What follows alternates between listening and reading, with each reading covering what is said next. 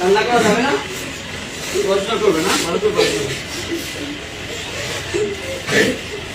আজকে আমি যে জালিমদের জন্য চলে যাচ্ছি, আপনারা দোয়া করবেন আমরা যেন সেই জালিমদের হাত থেকে রক্ষা পাই।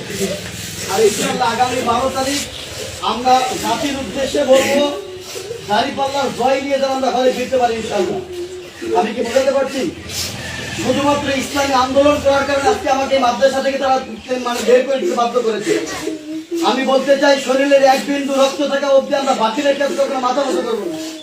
বাতিলটা কখনো আমাদের পিছনে পিছপা ছাড়ে নাই, এখনো ছাড়া ষড়যন্ত্র করছে। ওরা আমাদেরকে ধরার জন্য আকৃষ্ট হয়ে আছে। আমরা ইমানদার, আমরা ইমানের ইস্তিহার আছে। আগামী 12 তারিখ এই ধবলগুড়ি থেকে যেন আমরা জয়ের ধ্বনি নিতে পারি ইনশাআল্লাহ, আমরা সেই নিয়তে চলছি। আল্লাহ তাআলা সকলকে কবুল করুক। আর আমার জন্য দোয়া করবেন, আপনাদের দোয়ার বদলে আল্লাহ আমাদের যোগ্যতা দিয়েছে।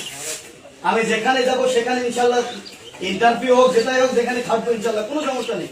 তাই বলে আমি সকল অঙ্গ সংগঠনের বাতিলদের কথা বলছি না। কিছু সমস্ত ওই দলের ভাইরাও আছে, আমাদেরকে ভালোবাসে মন থেকে, তারা কিন্তু উচ্চস্বরে কথা বলতে পারতেছে না।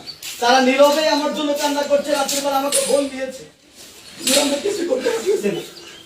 আমরা বলি, যাদের জন্য আজকে আমি এই জায়গা ত্যাগ করলাম, আমার মনে হয় আলাম আল্লাহ রাব্বুল আলামিন হয়তো বা এই জায়গা থেকে ইসলামের ধ্বনি মনে হয় বের করবে ইনশাআল্লাহ। দোয়া করবেন, আমি বাচ্চাদের জন্য দোয়া করি।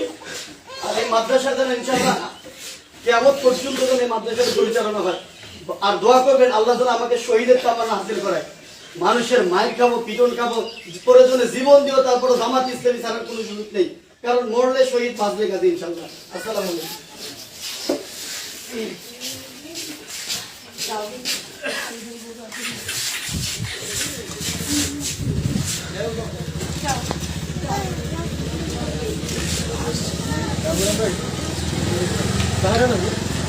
এতেই সুন্দর হয়, বগলত গেলে 2-1 জন উঠে।